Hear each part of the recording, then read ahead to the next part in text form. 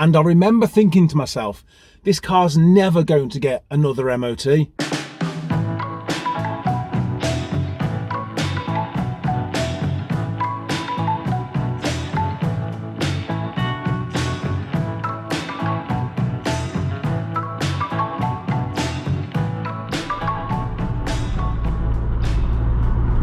It feels good having the 306 back on the channel again. It'll feel even better if we're able to get him an MOT in about 2 weeks' time. I'm just on the way to Halfords to get some engine oil because I've been doing some work on this car today, and one of the things I checked was his engine oil level, and unfortunately it's on the minimum level on the dipstick, and I'm actually quite surprised myself on two fronts really. I'm surprised that I've allowed the engine oil to run as low as it has, and I'm equally as surprised that I don't actually have any fresh oil in the garage ready. So I've left it a little bit too late today to catch GSF or Euro car parts, so I'm going to try and catch Halfords now. We should be good. It shuts at 6 and it's 5:35 and it's about 5 minutes away, so we should catch Halfords, grab some engine oil. One more thing ticked off the list.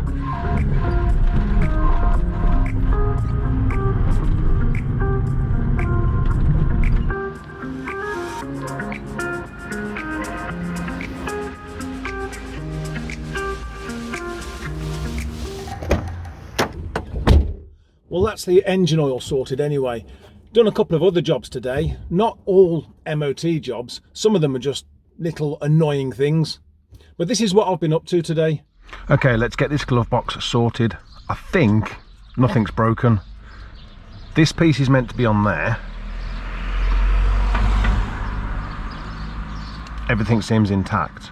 The problem is that inside there's a pin, so that when you lock the glove box, the pin comes up and locks it. And despite gravity being what it is, that pin's natural resting space obviously is down. And despite gravity, it had somehow moved itself up. Makes no sense. Okay, let's empty the glove box. Right then, that pin should not be moving itself up.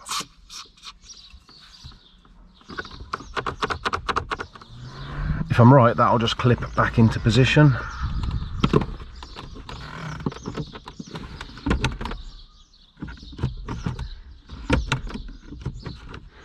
Okay, as long as that pin doesn't move again, we have a glove box. Oh, there we go. It's locked itself. Why? How? Like, if the car was upside down, I could understand the pin moving up. But gravity is gravity, and the pin's supposed to be moving down.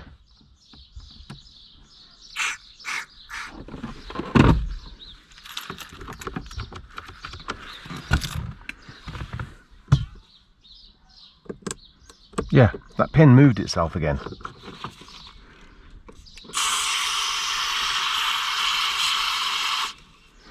Right then, we'll see how we get on with that.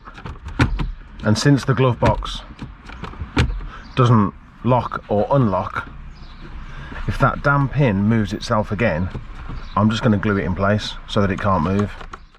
Okay, next up is the gear knob, which I may have to take off with pliers.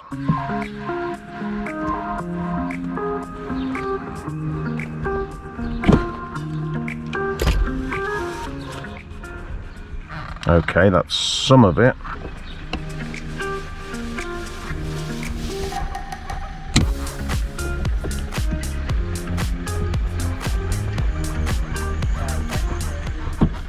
There's the rest of it. Okay, that's the gear stick cleaned up now. Next thing is to take what's left of the old gear knob, remove it from the gaiter. To do that, flip it upside down and cut off, or at least we're supposed to be cutting off, a cable tie, but it doesn't look like we have one. So that should just pop out. Yes.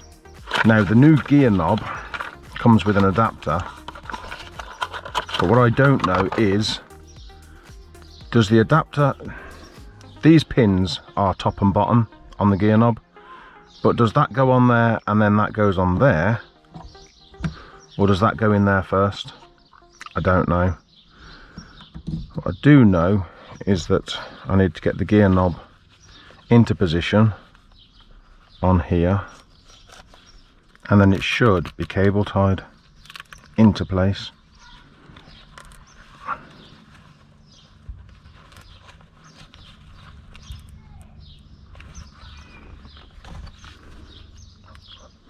Very carefully take the ends off them.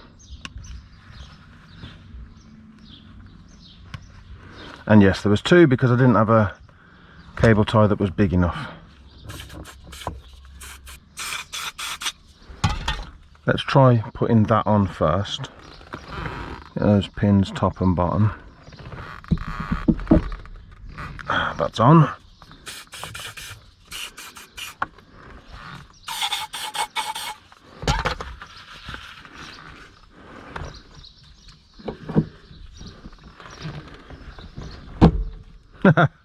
Straight on.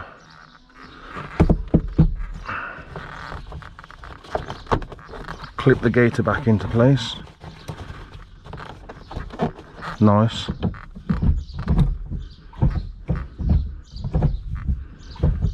Okay, that was remarkably easy. Right then, next up is the dreaded airbag fault. Yeah, everything else is fine except the airbag. Right, let's get this cowling off. Okay, so the airbag connector is in there somewhere. Yes, it's actually that brown one there. You can see it from underneath a lot better. That's the one that I need to disconnect now. And after identifying the connector that I thought was the problem, I decided, let's get the laptop plugged in anyway. Let's get the diagnostic equipment up and running, just to be sure, just to make sure that it is just that one problem. And it brought back 3 problems. Turns out that I had problems with the wires under the seats. Again, it's like a yearly thing for this damn car. The wires under the seats, they're brand new. There's nothing wrong with them, but it likes to throw up a code here and there. And so at one point I had the laptop on the passenger seat. I had the driver's seat completely unbolted and it was on its side, and I couldn't get the error to clear. And I remember thinking to myself, this car's never going to get another MOT. And then I realised actually that that was just my own frustration coming out. So took a little break, got back to it, and eventually we got to this point. Well, for a moment, probably just for a moment, we've managed to clear the airbag fault. But we do seem to have lots of intermittent problems. Intermittent seatbelt trigger on the left, intermittent seatbelt trigger on the right, intermittent clock spring, and it all seems to come down to the connectors. All these connectors seem to be at fault. It's not the actual, it's not the pre-tensioners on the seats, and it's not the clock spring itself, it's the bloody wiring. And now I am a couple of miles from home, and if we start the car, the airbag light hasn't come back on. Do I expect it to come back on? Well, actually yes, because this car has such a sensitive airbag system that I don't believe that it's not just randomly going to start chucking up airbag codes. But so far, so good. And there was a couple of other jobs that we'd done. Let me just turn him off. There was a few other jobs that I'd done. I did the front tyres. I may have mentioned that in the last video, but I've also checked all his fluid levels, hence the oil, everything else, topped up everything else. Also got his spare tyre, finally got his spare tyre replaced and got a new tyre on the spare for this car, because I've been rolling around with the spare from my 106 Quiksilver in the boot of this car. In fact, I still have the spare from my 106 Quiksilver in the boot, but at least now it's not there because I need a spare. It's actually there because whilst she's off the road, I'm going to get this refurbished and get a new tyre fitted. The new one for this car is actually underneath.